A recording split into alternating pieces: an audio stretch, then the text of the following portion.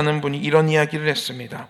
세상의 어떤 것보다 두려운 것은 하나님이 주신 능력을 잃어버린 것이다. 우리 함께 읽어볼까요? 시작. 세상의 어떤 것보다 두려운 것은 하나님이 주신 능력을 잃어버린 것이다. 마이클 가드라는 분이 이런 이야기를 했습니다. 여러분, 하나님이 주신 능력이라고 이렇게 기록되어져 있습니다. 하나님이 주신 능력이 무엇일까요? 우리에게 주신, 하나님이 주신 능력이 뭘까요? 이렇게 생각할 수도 있습니다. 뭔가 병을 치유하는 그런 은사, 어떤 믿음의 은사, 이런 은사라고 생각할 수도 있고요. 뭔가 여기서 하나님이 주신 능력이라고 하니까 뭔가 어떤 분들에게 특별히 부어주신 그러한 특별한 그러한 능력, 이렇게 생각할 수 있는데요. 여기서 말하고 있는 이 하나님이 주신 능력은요, 고린도전서 4장 20절에 이렇게 기록되어져 있는데요. 제가 읽어보겠습니다. 하나님의 나라는 말에 있지 아니하고 오직 능력에 있음이라 라고 이렇게 기록되어져 있습니다. 하나님이 우리들에게 주신 능력은 예수님을 믿게 하시고, 그리고 예수님을 내가 영접할 때 동시에 우리들의 마음 가운데 어떤 변화가 일어났냐면 나의 죄스러운 그러한 죄악된 모습들이 드러나게 됩니다. 내가 예수님을 몰랐을 때는 이런 것들이 아무 죄스럽지도 않았고, 그런데 예수님을 만나고 예수님을 내가 영접하면 내 안에 내가 이것도 잘못 생각했던 거였구나, 내가 이것도 회개해야 될 것들이구나, 이러한 나의 죄스러운 모습들, 하나님 앞에 그러한 죄악들이 다 깨달아지게 됩니다. 그리고 하나님께 회개하게 되죠. 그리고 그 이후부터 예수님을 영접한 사람들은요, 예수님을 영접하기 전과 이후의 삶이 변화되게 됩니다. 하나님이 주신 능력이라는 것은 무엇이냐면 자격 없는 우리들이 구원을 받을 수 있다는 그것이 하나님이 주신 능력입니다. 할렐루야. 그리고요, 하나님이 주신 능력은 무엇이냐면 이전에는 내가 죄라고 생각하지 않은 것들이 죄로 여겨지고, 그리고 이전에는 내가 아무 상관없이 살았던 내 인생이 하나님의 말씀의 통제 가운데서 하나님의 말씀을 따라서 살려고 하는 그러한 변화, 여러분, 이것이 하나님이 우리들에게 주신 능력이라는 것입니다. 할렐루야. 여러분, 이것이 왜 이 마이클 카드라는 이분은요, 하나님이 주신 이 능력, 내가 그냥 말로만 하는 그런 신앙이 아니라 여기 고린도전서 4장 20절에 기록된 것처럼 하나님의 나라는 말에 있지 아니하고 오직 능력에 있음이라 라고 기록된 것처럼 이 사도 바울이 말하는 이 말과 능력은 무엇을 의미합니까? 그냥 바리새인, 사두개인, 이런 율법학자들이 사람들 앞에서 하는 그런 말들, 사람들 앞에서 일부러 사람이 많은 곳에서 손을 들고 막 하나님께 기도하는 그러한 모습들, 이런 것들은 말뿐인 신앙이라고 이야기하는 것입니다. 속에는 아무런 감흥 없이 사람들에게 보여주기 위한 그러한 말들. 그런데요, 하나님의 나라는 그런 말에 있는 것이 아니라 오직 능력, 내 삶이 실제로 변화되는 그러한 능력에 있다고 이야기하는 것처럼, 이 마이클 카드라는 이분이 말하는 것처럼 여기에 이렇게 기록되어져 있지 않습니까? 어떤 것보다 두려운 것은 하나님 주신 능력을 잃어버리는 것이다. 내가 이렇게 변화된 내가 하나님의 은혜를 깨닫고 예수 그리스도의 그 십자가를 깨닫고 변화된 나의 삶이 이전의 나의 악했던 그런 모습으로 되돌아가는 것, 그것이 참 두렵다라고 이야기하고 있는 것이죠. 여러분, 예수님을 닮아가는 그 일에요, 날로 더욱더 새로워지는 저와 여러분들이 되기를 축복합니다. 예수님을 닮아가는 그 능력이 우리의 삶 가운데 가득하기를 축복합니다. 여러분, 세상이 어떤 것보다 나의 이전의 삶으로 돌아가는 일, 내가 다시 죄로 여겨졌던 것들이 그냥 아무런 감흥 없이 그렇게 다시 살아가게 되는 그러한 나의 옛날의 모습으로, 옛사람으로 돌아가는 그 일을 그 어느 것보다 두려워하며 경계하며 하나님을 닮아가는 그 일, 예수님을 닮아가는 그리스도의 완전으로 향하는 그런 우리들의 삶이 되기를 축복합니다. 오늘 우리들이 함께 읽은 이 말씀, 함께 보겠습니다. 마태복음 6장 31절 말씀 우리들이 함께 보았는데요. 그러므로 염려하여 이르기를 무엇을 먹을까, 무엇을 마실까, 무엇을 입을까 하지 말라라고 기록하고 있습니다. 우리들이 너무 잘 아는 말씀이지요.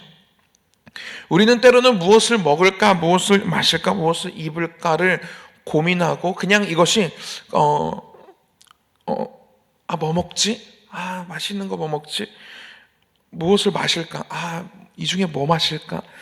무엇을 이 많은 옷 중에 뭐 입지? 이런 고민이 아니라 실제적으로 내 삶에 이러한 일들이 벌어질 때가 있죠. 여기서 먹을까, 마실까, 입을까라고 이렇게 기록된 것은요, 내 삶에 이러한 염려되는 상황들이 올 수 있다는 것입니다.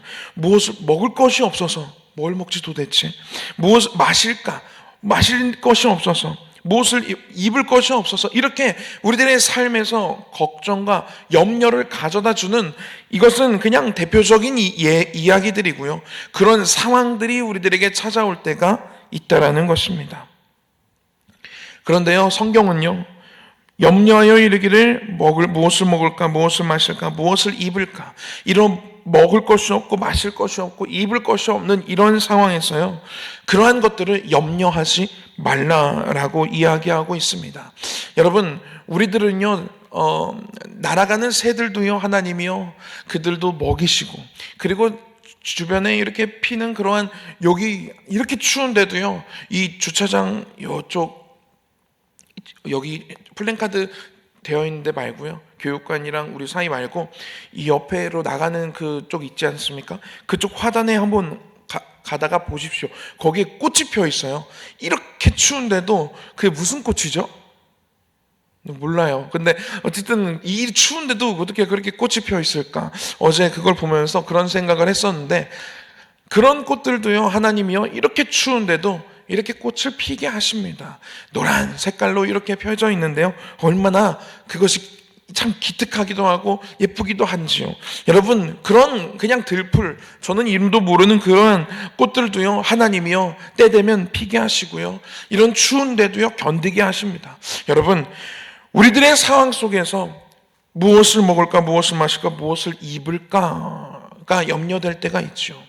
그런데요, 하나님은 그거 염려하지 말라고 하십니다. 왜냐하면 새들도 먹이시고 이런 꽃들도 피게 하시고 하나님이 돌보시는데, 우리들, 하나님이 사랑하는, 하나님이 하나밖에 없는 아들 예수 그리스도, 독생자 예수 그리스도를 우리를 위하여 죽이시기까지 우리를 사랑하신 존재가 저와 여러분들인데, 우리들을 하나님이 먹이시지 않겠는가? 우리를 하나님 마시게 하지 않겠는가? 무엇이라도 입게 하지 않으시겠는가? 라고 오늘 성경에서는 이야기하고 있는 것입니다. 여러분, 하나님이 우리를 살게 하십니다. 아멘. 하나님이 우리를 살아가게 하실 것입니다. 여러분, 하나님을 의지함으로, 더욱더 하나님을 신뢰함으로 하나님을 향해서 나아가시는 그런 저와 여러분들이 되기를 축복합니다. 오늘 목사님께서 계속해서 새벽에 누가복음 1장 말씀 쭉 이어서 해주시고 계십니다. 어제 13절까지 목사님께서 해주셨고요, 오늘 14절부터 함께 보려고 합니다. 천사가 사가랴에게 나타나서 이렇게 이야기하죠. 무서워하지 말라. 너의 간구함이 들린지라. 내 아내 엘리사벳이 내게 아들을 낳아주리니 그 이름을 요한이라 하라 라고 하면서 그 이후의 말씀, 오늘 우리들이 읽은 말씀입니다. 우리 14절 말씀을 우리 함께 읽어보도록 하겠습니다. 시작. 너도 기뻐하고 즐거워할 것이요 많은 사람도 그의 태어남을 기뻐하리니. 너도 기뻐하고 즐거워할 것이요 라고 이야기하고 있습니다. 그렇죠. 여러분, 엘리사벳 사가랴 노인이었습니다. 그런 노인들이 하나님께 기도했던 기도의 제목들입니다. 그 젊은, 그들이 만나서 결혼한 그 순간부터 얼마나 자녀를 갖고 싶었겠습니까? 지금이야 자녀를 낳고 키우는 것보다 내 삶이 더 중요하지라고 생각하는 그러한 생각들이 정말 많이 있는데, 이때 당시는 아닙니다. 이때는요, 자녀를 낳아야 됩니다. 그리고 더 나아가서 이 사가랴는요, 제사장 집안이에요. 그러니까 자녀가 얼마나 더 귀했겠습니까? 자녀, 그리고 이때는요 남자아이 아들을 낳았어야 돼요. 그래야 이 직분, 이 제사장의 이 직분이요 그 아들에게도 이렇게 가게 되는 것입니다. 여러분, 얼마나 아들을 원했을까요? 얼마나 자녀가 태어나기를 원했을까요? 그들이 이렇게 평생을 기도했던 기도의 제목입니다. 그런데요, 이 오랜 기도의 간구함이 응답되는 것입니다. 얼마나 기쁠까요? 불가능한 일이요 기적처럼 일어나는 것입니다. 얼마나 기쁠까요? 여러분, 이 천사가 하는 이 말이요, 너도 기뻐하고 즐거워할 것이요. 당연히 그렇지요. 그런데요, 우리 여기서 조금 더 나아가서 이 말씀을 읽으면서요, 이 사가랴와 엘리사벳이 어떻게 하면 이 기도를 놓지 않았을까? 라는 그런 의문이 들기 시작했어요. 나이도 점점 많아졌습니다. 노인이 되었어요. 여자가 생리가 끝나는 시기가 있죠. 그러면요, 이 물리적으로도요, 이 임신이 불가능합니다. 그런 상황 속에서도요, 어떻게 이 천사가 너의 간구함이 들렸는지라 라고 표현한 것처럼 어떻게 그런 상황 속에서도 이 기도를 놓지 않았을까? 그러한 의문이 들었습니다. 여러분, 제가요, 저희 할아버지가요, 제가 키가 180이 되는 거가 기도 제목이셨어요. 그래서 저도, 그러면 하나님이 180을 나를 하게 되게 해주시려나? 그런 생각을 가지고 있었죠. 그래서 어느 날은요, 하나님 저도요, 180 되고 싶어요. 그런 기도를 한 적이 있는데요. 금방 포기했습니다. 왜냐하면 불가능해요. 이 다른 애들은요, 중고등학생 시절에 이 옆으로 찐 것들이 다 키로 가더라고요. 근데 저는요, 키로 가지가 않아요. 그냥 옆으로만 계속 늘어나고 있어요. 나는 안 되는구나. 근데 기도하면 엘리사벳도 이렇게 임신이 됐는데 지금이라도 안 되려나? 그런 생각 들기도 하는데 안 될 거예요. 부모님이 키가 크신 것도 아니고, 그리고 제가 얼마나 영양가 있는 것을 요즘에 많이 먹겠습니까? 여러분, 영양가가 중요한 게 아니라 그냥 180이 되는 애들이 그냥 정해져 있는 거예요. 그래서 우리 성찬 전도사님, 용민 전도사님 보면 참 부러운데 그냥 전 이렇게 살아가는 겁니다. 여러분, 전 금방 포기해요. 우리들은요, 안 될 것 같으면요, 기도도요, 금방 포기합니다. 될 것들만 우리들은 기도할 때가 있지요. 그리고 때로는 엄청 간절할 때, 하나님의 은혜가 진짜 필요할 때, 이렇게 기도를 놓지 못하는 그런 경우들이 있습니다. 그런데요, 오늘 이들의 상황은요, 가능하지가 않아요. 나이가 많이 들었어요. 이때 의학이 발달됐겠습니까? 지금이야 40대, 50대도 임신된다고 합니다. 그리고 그렇게 아기를 낳기도 합니다. 그런데요, 이때는요, 우리 지금 이 시기보다요, 이 의술이 발달되지도 않았어요. 무슨 아기를 병원 가서 낳습니까? 그냥 집에서 낳는 거지요. 여러분, 그런데요, 이들은요, 그것을 포기하지 않았어요. 때로는 그런 생각이 들었습니다. 이 말씀을 보면서 그런 생각이 들었어요. 하나님이 이 기도를 하게 하셨구나라는 그러한 생각이 들었습니다. 여러분, 하나님이요, 우리들에게 놓지 않고 기도하게 하시는 기도의 제목들이 있습니다. 여러분, 각자의 그 기도 가운데 그러한 기도가 있지 않습니까? 내가 막 뜨겁게 기도하다가 보면 오늘도 어김없이 하나님이 내 마음에 감동을 주시고 믿음을 주셔서 하나님께 올려드리는 그러한 간구들과 기도의 제목들이 있지 않습니까? 여러분, 이 사가랴와 엘리사벳에게는요, 이 기도가 그러한 기도였던 것이었습니다. 하나님, 우리에게 자녀를 주세요. 이 물리적으로는 불가능한 걸 알지만, 너무 늦은 걸 알지만, 그럼에도 하나님께서 계속해서 마음에 소원을 품게 하시는 것입니다. 할렐루야. 빌립보서 2장 13절에는요, 이러한 말씀이 기록되어져 있습니다. 함께 읽어보겠습니다. 시작. 너희 안에서 행하시는 이는 하나님이시니 자기의 기쁘신 뜻을 위하여 너희에게 소원을 두고 행하게 하시나니. 아멘. 우리 안에서 일하시는 하나님이요, 어떻게 일을 하시냐면요, 우리 하나님의 기쁘신 뜻을 위해서, 하나님의 그 역사를 위해서 우리에게 소원을 두게 하신다고 하십니다. 할렐루야. 우리로 소원을 품게 하십니다. 그래서요, 여러분, 우리들이 그 기도할 때, 막 방언으로 기도할 때, 때로는 막 부르짖을 때, 하나님이 오늘도 어김없이 우리들 마음 가운데 그 기도를 하면 막 뜨거움을 주시고 믿음을 막 주시는 그러한 기도의 제목들이 있지 않습니까? 그러면요, 여러분, 그 기도는요, 그 소원은요, 그 기도의 제목, 그 간구함은요, 우리들 안에서 나오는 간구함과 그런 우리들이 갖는 그러한 소원과 그런 간구함이 아니라 하나님께서 우리들에게 부어주시는 간구함입니다. 할렐루야. 그러면요, 우리들은요, 그 간구함을요, 더 믿음으로 붙잡고 끝까지 기도할 필요가 있습니다. 하나님께서는요, 우리들의 마음 가운데 소원을 두고 일하십니다. 왜 소원을 두고 우리들로 하여금 기도하게 하시고 간구하게 하시고 하나님을 붙잡게 하시냐면 하나님의 기쁘신 뜻을 위하여입니다. 할렐루야. 여러분, 우리들이요 지금 막 기도하는 그 기도의 제목들, 여러분, 그것이요 나를 위한 그러한 기도에서 멈추는 것이 아니라, 때로는요 제가 만약 180 그거 계속 그냥 붙잡고 기도하면요 제 정욕이에요. 사실은 안 돼도 상관없거든요. 근데 우리의 정욕으로 구하는 것들이 있지요. 하나님의 뜻과는 별개인데, 여러분, 그것은요, 이 기도에 이러한 하나님이 주시는 간구함과는 좀 다른 기도입니다. 나의 정욕대로 구하는 기도. 그런데요, 하나님이 막 믿음을 부어주시고, 막 하나님이 나로 하여금 막 기도를 하게 하시는 그 기도의 제목들은요, 하나님이 우리들 안에 품게 하시는 소원입니다. 하나님의 기쁘신 뜻을 위해서 품게 하시는 기도의 제목들입니다. 여러분, 그러한 기도는요, 우리들이 끝까지 기도하면요, 때로는 이 엘리사벳과 같이 아이를 갖지 못하는 그러한 몸이 되는 것처럼, 때로는 그 기도의 제목이 이루어질 수 없는 상황일 수 있습니다. 때로는 이 몰려오는 변해지는 이 주변의 환경들이 나의 이 기도가 참 어리석은 기도처럼 느껴지게끔 변하는 상황이 될 수도 있습니다. 그럼에도 불구하고 우리들이 하나님께 기도할 때, 그 기도를 올릴 때 하나님이 내 마음 가운데 믿음을 주시고 뜨거운 마음을 주신다면요, 하나님이 이루신다라는 증거입니다. 할렐루야. 여러분, 끝까지 기도하시기 바랍니다.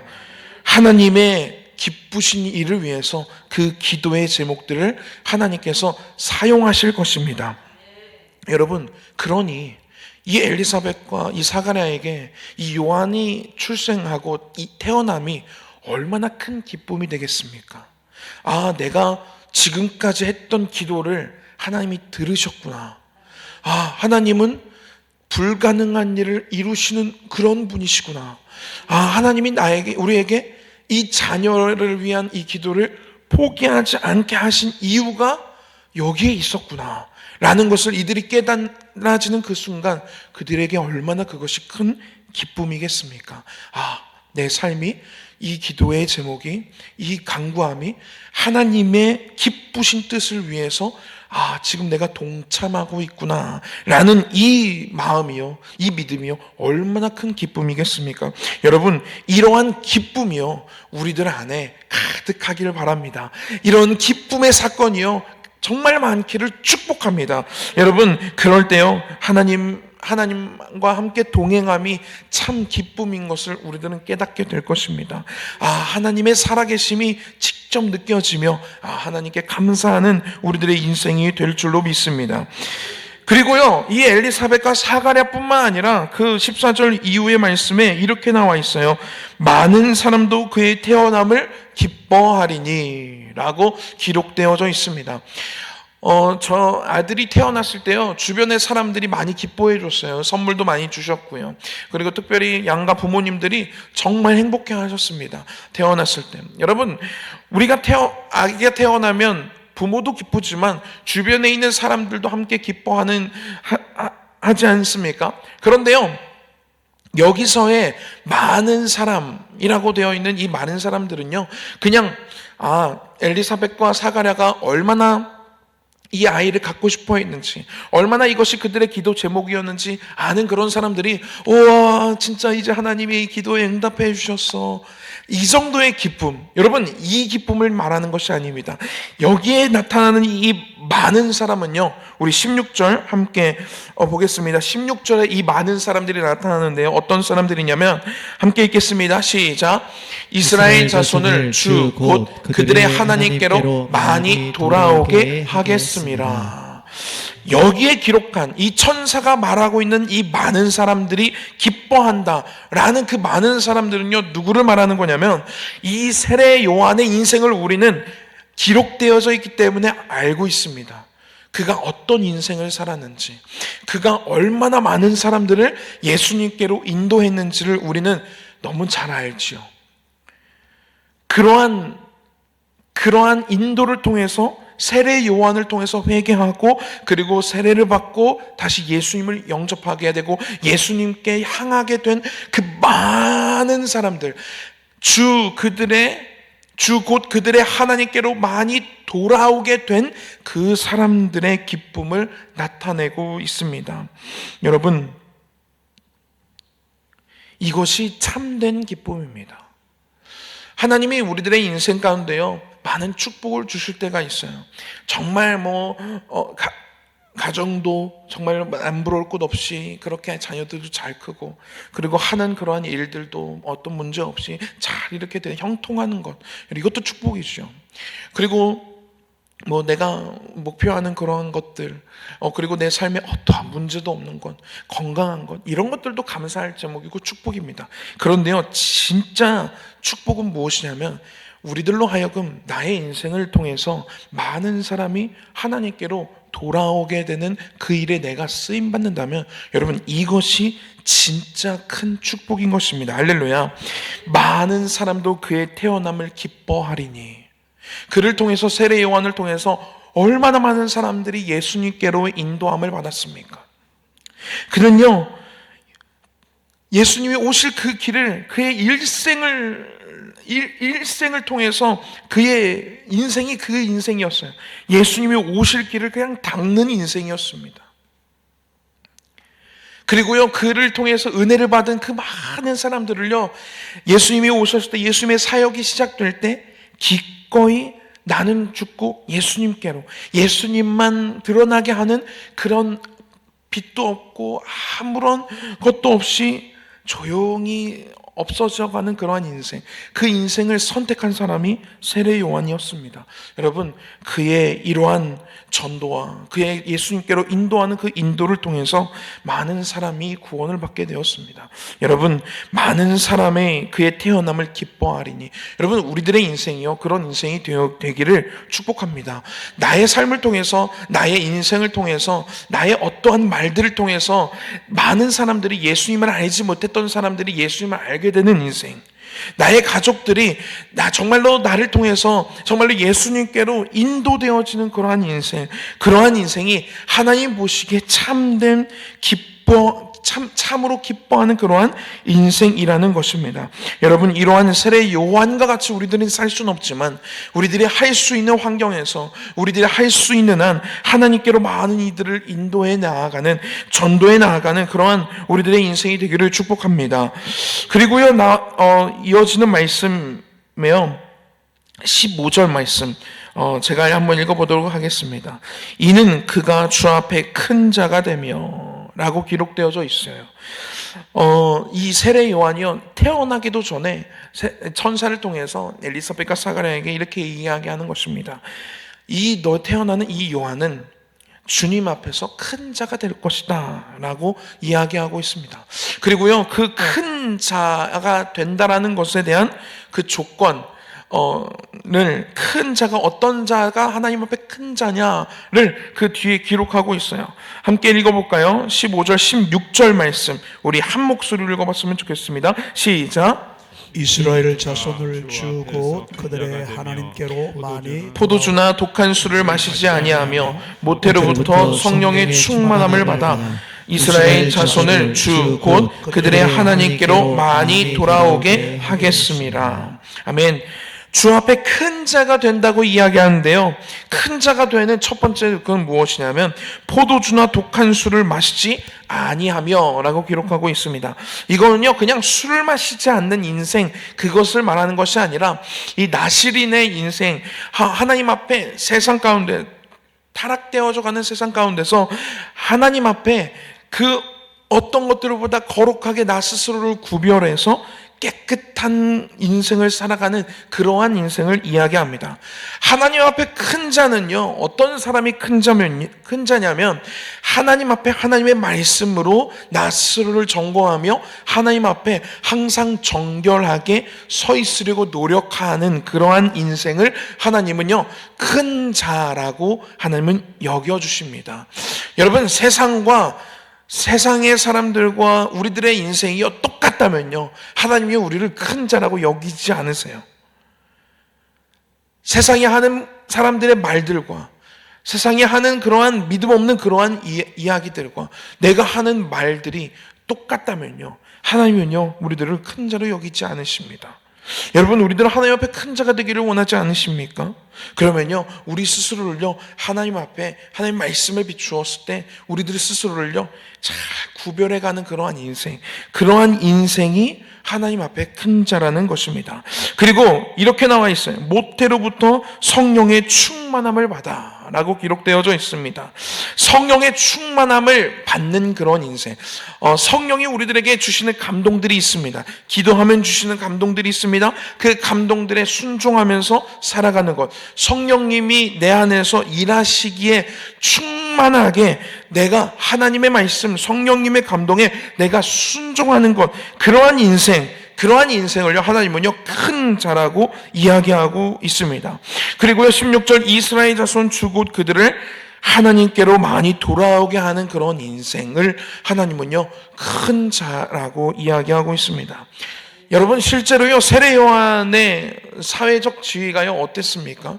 그는요 광야에서 생활했던 사람입니다. 성경에요 이렇게 나와 있어요. 마태복음 3장 4절에 세례 요한의 외관에 대해서 이렇게 묘사하고 있는데, 이 요한은 낙타털 옷을 입고 허리에 가죽띠를 띠고 음식은 메뚜기와 석청이었더라. 여러분, 그냥 거지라는 거예요. 그냥 낙타털 옷 입고 그냥 되는 대로 가죽띠 띠고 좋은 옷이 아닙니다. 그리고 음식은 좋은 음식들도 아니고요 메뚜기나 석청, 그냥 광야에서 잡을 수 있는 그런 메뚜기들 그냥 먹었다는 거예요. 광야에서 구할 수 있는 그런 꿀들을 그냥 먹고 살았다라는 것이죠. 여러분, 광야에서 살고요 좋은 옷도 입지 않고요 좋은 음식도 먹지 않은 그냥 거린과 같이 보이는 그런 사람이요, 사람들은요 이 세례 요한을요 그냥 정말 작은 자, 정말 그냥 거지 아니야? 라고 볼 수 있습니다. 그런데요 하나님은요, 세상은 그를 그렇게 볼지라도 하나님은요 이 세상 그 누구보다 세례 요한을요 정말 큰 하나님의 사람으로 하나님은 여기셨다라는 것이죠. 여러분, 우리들의 인생의 목표가 무엇입니까? 여러분, 우리들이 어떠한 삶을 살기를 원하십니까? 우리의 자녀들이 어떠한 위치로 살아가기를 원하십니까? 여러분, 세상에서요 삐까뻔쩍하고요 좋은 정말 높은 명예, 정말 높은 권력, 강한 권력을 갖는 것, 여러분 그것이 하나님 앞에 큰 자가 결코 아니라는 것입니다. 나 스스로를 세상과 구별해서 나 스스로를 항상 하나님 앞에 깨어있게 하는 그러한 인생, 그리고 성령의 감동을 받고 그리고 성령의 그 감동에 순종하는 그런 인생, 그리고 내 인생을 통해서 나는 빛을 발하지 못한다 할지라도 하나님께로 많은 이들을 인도하는 그러한 인생. 여러분, 이러한 인생이 하나님께 큰 자로 여겨지는 인생이라는 것이죠. 여러분, 맨발의 전도자 최춘선 할아버지라는 그러한 다큐멘터리가 있습니다. 그리고 책도 있습니다. 언제 한번 기회가 되시면 유튜브에 최춘선 할아버지라고 하는 그 다큐멘터리를 꼭 한번 보시기를 추천드립니다. 이 할아버지는요, 여러분 우리는 대전 사람들이라 서울 지하철 거의 탈 일이 거의 없지만 서울에 가면요 서울역에 거지 구걸하는 분들이 얼마나 아직도 많은지 몰라요. 그분들 가까이 가면요 찌린내가 나요. 그런 그러한 모습, 그러한 찌린내, 그런 거지처럼 구걸하는 그러한 모습은 그러한 분은 아니지만 겉으로 보이는 모습이요, 맨발로 다니고요, 이 할아버지는. 그리고 사람들에게 이런 이야기를 합니다. 예수 천당 불신 지옥을 이야기하는 분입니다. 때로는요, 그런 분들을 보면요, 예수를 믿는 사람들도요, 때로는 눈살이 찌푸러질 때가 있어요. 저렇게 전도를 하냐, 이렇게 생각을 될 수도 있습니다. 그런데요, 이 할아버지는요, 정확히 말하면 이분은 목사님이십니다. 이분은요, 독립유공자세요. 한 1920년대쯤에 태어나셨고요, 2001년에 돌아가셨는데요.